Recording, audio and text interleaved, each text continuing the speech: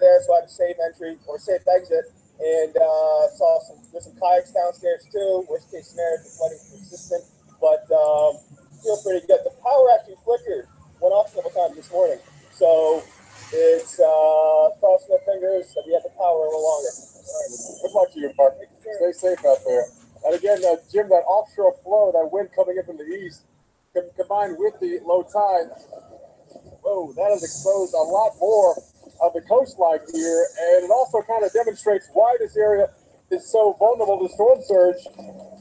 Is the coastline is such a gentle gradient up there, and that's going to really kind of ride water up there as Irma continues to churn the miles to the south. It's going to be a huge push of water, and you know, people are talking about that center of Irma. I think if Irma just comes offshore here to the Naples area, that could be worst case scenario, because then we get that stronger right front quadrant of that hurricane pushing the water and the surge onshore, both as it passes by and then on the backside as well. So it's going to be a big concern as we head on towards this afternoon and even this evening here as we wait the approach of Hurricane Irma. I got to say, I mean, just amazing the power of that wind, which has exposed so much more. You might see every little dot you see here on the beach. Most of those are conch shells. You know, little traditional shell that you can put to your ear when it's empty. Those are conchs, little small conchs. Some people love to eat them across the Caribbean and even here in Florida. Beautiful tasting seafood, but they're typically underwater. But now they're exposed to the combination of, we just got past low tide, and the very strong, persistent easterly wind we'll be having now with Irma. And all this will be under maybe an extra 10 to 15 feet of water as the storm surge comes this way later on this afternoon and this evening. Let's get more with the latest on Irma and the timing of that. Head back to the studio with Carl Parker. Carl? Paul, very interesting trends that we're seeing on the satellite picture. Look at this live photo from Miami, and you see how angry the sea is there as it's coming up a good bit. We're seeing tremendous wave heights as well. Winds have been gusting into the 70, 80 mile per hour range. We've got occasional gusts as high as 100 miles per hour there in Miami. Tremendous to see that boat being tossed around like it's nothing. It looks like a fairly large sailboat, actually, and so this is the type of destruction that we're going to continue to see right through the afternoon. It's not going to change that much through the course of the day today. Winds gusting to hurricane force through the afternoon, finally beginning to let up somewhat as we go into this evening. Now, I want to show you the trends on the satellite picture. It's very interesting because as you look at the core of the storm and you notice the motion here just over the last couple of hours, you can see that it does appear to have a north and almost maybe a little east of north component right in there. There's the center. And so if that's not a wobble, if it were to continue along that path, then it would be making landfall sooner rather than later, directly affecting Everglades City, maybe moving inland. We'll see if it ends up just making more of a wobble here to the north and then coming out more towards the northwest in the longer term. But with each passing moment here, it's getting farther and farther to the right, which is going to make it a little harder for it to go way out and out to sea. So it could be that it makes it onshore sooner. You see here the forecast track from the Hurricane Center. We may be looking at a center that is more to the right in this track here as opposed to right down the middle, just based on the trends in the last few hours as it's been coming across the Keys. But we're just talking about the core of the storm. Of course, the core of the storm is where the very worst of the weather is. That's where winds are going to gust well over 100 miles per hour, but it is a very large circulation. So those hurricane force winds have already gotten into Miami in terms of gusts, winds gusting to hurricane force. That enormous area of hurricane force gusts will overspread the state essentially, maybe just bypassing some areas of South Florida. I'm going to bring this back just a little bit, but of course that's going to be a little different if it doesn't come right down the center line. If the storm is in fact more to the right here, then you could shift all of this more to the right as well, and we'll get into more of those hurricane force gusts, say from Palm Beach County and on northward. But we do expect that the hurricane force winds sustained will solidly come up there into Naples and Fort Myers as well as into Tampa, getting into late evening. Let's go back out to Jim Gattori. He's live now in Fort Myers. And, Jim, there's just no way around it. It's going to be a tremendous hit from the storm in terms of both wind and surge there in Southwest Florida. Dame con el correo, él lo hace. Pass along with these gusts, and we see these filter in here pretty soon. We have had confirmed gusts now of 120 miles per hour just west of Key West, or just east of Key West. So that's in that eye wall. That's where it went, again, between there and Big Pine Key. And my buddy Rob Seta from New England Storm Spotters, and he tells me, let's see, 106. Después le vas a la cuenta 106 miles per hour. a Bimbi cuando se sepa su correo. As well. That's what we just talked about. 93 miles per hour ocean reef. So lots of wind. Joanne, give me 1 second here with you. You came here from Marco? Is that what you came in from? From Marco Island? Yeah. Okay. So what did you hear down there so far on your phone? A friend of mine still on the island said just lost power. La vas a caer. Windy. And yeah, windy and. Mira, Gallo, cómo va subiendo. Mira. Ya van 2 personas mirando. Thank you for sharing that 2 with us. personas mirando. Guys, what I'm going to do, I'm not going to do what I planned on for this shot because we only have 30 seconds, but I'm going to walk around our hotel area here just a little bit. I want to show you an area that I'm a little bit concerned about in terms of where I think there's a potential weakness here that we may have to deal with. But other than that, you can see the parking lot is full, right? As you would imagine. This place has to be packed as is. This is the Marriott courtyard, and across the street is the Residence Inn by Marriott. So these hotels are full. The shelters are full. Most of all the shelters in the county are full right now. So hunker down, ride this out. Una transmisión que yo estoy haciendo en vivo ahí. No, es que lo está viendo aquí. Míralo ahí. Canal negro. Es el mismo número.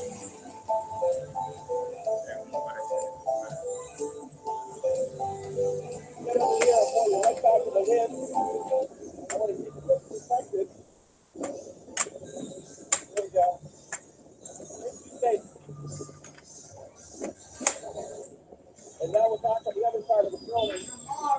And what you're seeing here is the force of the wind pushing the water up the Miami River.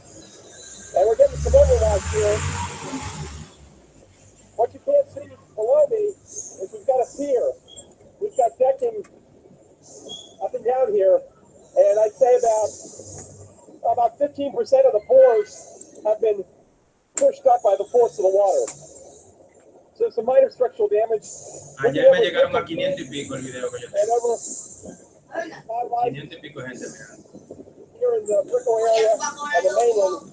The water is splashing up over the bulkhead and the seawalls, but we haven't had much of a Me llega a 50,000 o 100,000. Ahí sí. it would be up 5 feet based on what the water was yesterday. And these boards here, I noticed the nails have been pushed up by about 1.5 inches. So with this unrelenting pounding surf, I think most of the decking is going to be gone by later on this afternoon. Chris trying to hold on. Dígalo de Galileo, pero Trickle. The wind is not going hard. He's going down. Are you okay, Chris? Yeah, he's okay. He's okay. He just, the wind got a hold of him. No pone gallo. Chris is fine. Chris, you okay? Yeah, a little too much wind there. He's okay. That's what happens when you got the rubber shoes on and the wind blows away. Well, this is the kind of wind we're dealing with here. We'll come back in here and get out of the wind. Ooh, I tell you what, it's a real pounding out there this morning. Mira, hace la Here in contraseña Miami. y We're going to be dealing with this el all day long, except the wind Vaya, no gets se like apague. this as we get into the middle part of the afternoon. Let's go back to Carl Parker, I believe. In the Yo lab. estaba diciendo, Carl?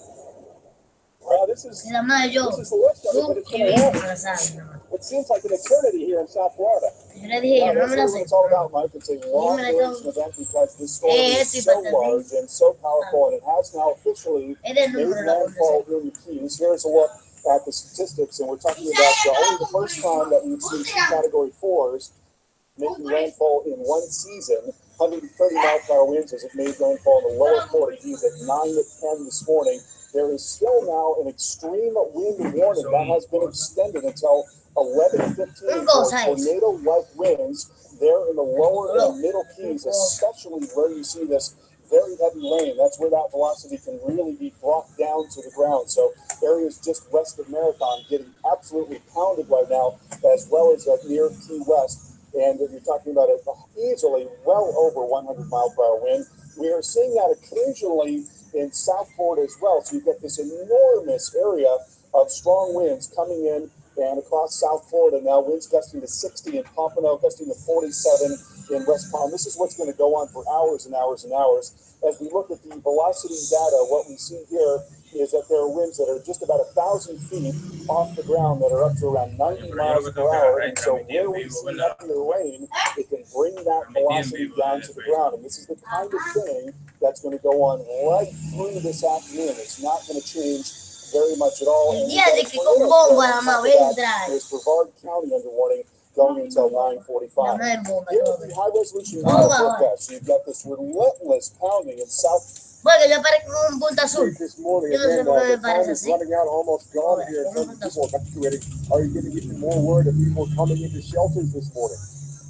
We have moved a great number of citizens away from harm's way, and I think we've made great progress in that. We continue to reach out, but time is drawing near to where that's going to be a futile effort.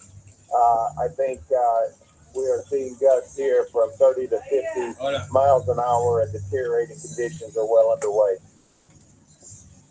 And we know some of your counterparts down on Marco Island have announced they are going to no longer send out first responders. Have you reached that point currently in the Fort Myers area?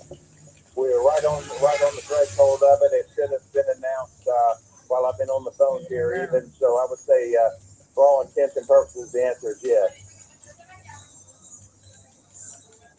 And so, Mayor Henderson, what's your best advice for people who are still in their homes, who defy the mandatory evacuation orders there around Fort Myers? Right now, it's get to the safest place of the home, secure your family, and focus on preservation of life. Our efforts have been squarely aimed at making sure that we preserve life. And what about the first responders? Where are they riding this storm out? I know here in Naples, we even saw the great fire men and women of the fire department. They're hunkered out in our hotel. What about there in Fort Myers? Here in Fort Myers, we have first responders and law enforcement officers bunkered into the Fort Myers High School. There are other high schools that are serving as shelters for our citizens, and they are seeking to be safe so that as soon as this storm passes, they will be able to be deployed around the city to help those in need. So they're safe, they're taking care of themselves, and we're bunkering in for the ill effects of IRMA. And Mayor Henderson, can we talk about just your emotional state this week as you saw the forecast of IRMA go from a potential East Coast to then a Southwest coast impact as we moved on from Thursday to Friday, Saturday, and then this morning? Well, it certainly has created a heightened sense of urgency. It's one of those things where you know you're going to experience the pain and suffering. You know that life is going to get very inconvenient. You're cognizant of that fact, and it begins to wear on you. You have to stay strong. This is a time to be bold. It's a time to be decisive. All right, that is Mayor Randall Henderson of Fort Myers. Good luck to you and the residents there in Fort Myers and Lee County, as well as folks here in Collier County as well, as we're still waiting approach of Hurricane Irma. We've been out here all morning long, and for the initial 3 or 4 hours, we had winds gusting now into the 40s, and now last hour we're having winds gusting over 63 mile per hour wind gusts. The last recording at the airport here in Naples, which is about a mile or maybe even less from where we're standing here on the beach. And these are all the winds rotating in from the eastern side of the state, and those winds coming straight off the Atlantic and slamming that southeast coastline, including Hollywood and Fort Lauderdale, even Miami. Let's check back in with Mike Seidel, who is still dealing with those strong winds. And Again, sideways rain right now in the Miami area. How's it going, Mike?